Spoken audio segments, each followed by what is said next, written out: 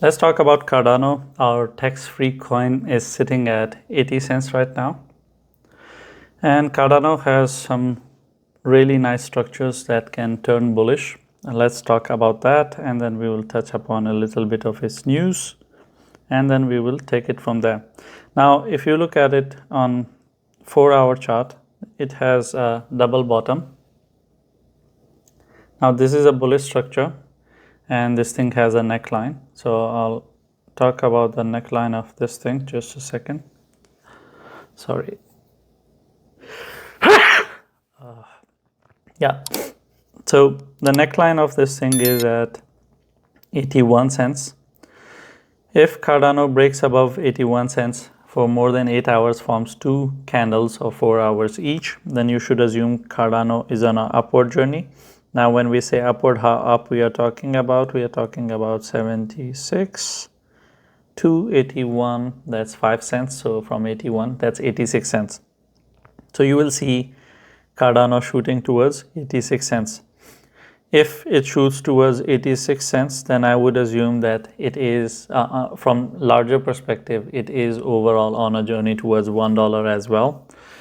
Because if you look at this structure, this is too stretched out to be called a cup and handle. It's invalidated, but a latecomer can still assume this to be a handle, even though it's not, and still we would assume that this structure will deliver. And the depth of this thing is pretty good. It's from 82.5 cents, so let's say 83 cents all the way towards 70. That's 13 cents. So from 83, that's 86, 96, yeah, almost $1. That will happen. But for all this, it needs to break above 81 cents and form two candles, 4 hours each. That means 8 hours. Then I would assume that the upward journey has started. Now, this is the ray of hope. Other than that, if you are looking for support on Cardano, we can use the support of 74 cents. Our mini support will help us because the actual support is at 70 cents, but we can use the mini support. As long as it continues to hold 74 cents, we can expect it to go up. It is going to be a journey in pieces. 90 cents, it doesn't matter as a resistance, it's just a psychological number. Like I said, the moment it breaks above 81 cents, lives above it for 8 hours, I would assume it is going towards $1. I wouldn't care, but 90 cents is going to have a reaction. So once it goes towards 90 cents, there's going to be a little bit of reaction, but eventually it is going to go towards $1. Other than that, in the latest news in relation to Cardano, they are talking about, just a second. They're talking about ratifying its first constitution, advocating decentralized governance by granting ADA holders decision-making power, achieving 85% of support from their investors. They want to enact this constitution in February 2025.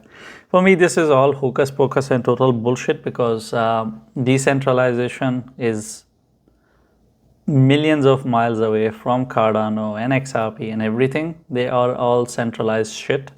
It's not that I hate Cardano or anything. It's just that it's like someone removes their clothes and they start talking about clothes while they're standing naked with their dick in their hand. These cryptos, they are centralized. They do KYC. It's just one message away from the government to fuck you up. That's how centralized these things are. None of these blockchains are decentralized. There are very few cryptos out there that are actually decentralized. These are not. They just like to use these words to bring people in, to make them think that, okay, this is something fancy. The most common language used in blockchain is efficiency, fastest speed, cheapest gas price, cheapest fees. And they all of these blockchains, whether it's Solana or someone else, they keep on saying these things. And they're saying this from previous 7 years, 8 years. Fastest blockchain, cheapest blockchain, most efficient, decentralized, privacy, total privacy. And then they go and they do KYC in all forms on you. I mean, the moment you buy it from a centralized exchange, you are done with your privacy and everything. Unless you are someone who lives actually in decentralized manner with no form of tracking, then that's a whole different thing. But if you are using CEXs, which is centralized exchanges, and not DEXs, which is decentralized exchanges, and you're buying coins like this that are always reporting you, always ignore the part of decentralization. Never be obsessed with the decentralized part. None of these blockchains are decentralized. If you talk about from the computational perspective that they operate in a decentralized structure, then that's an infrastructure argument. That's not what they are trying to portray through their messages. They're not saying that we are decentralized infrastructure, which they are not.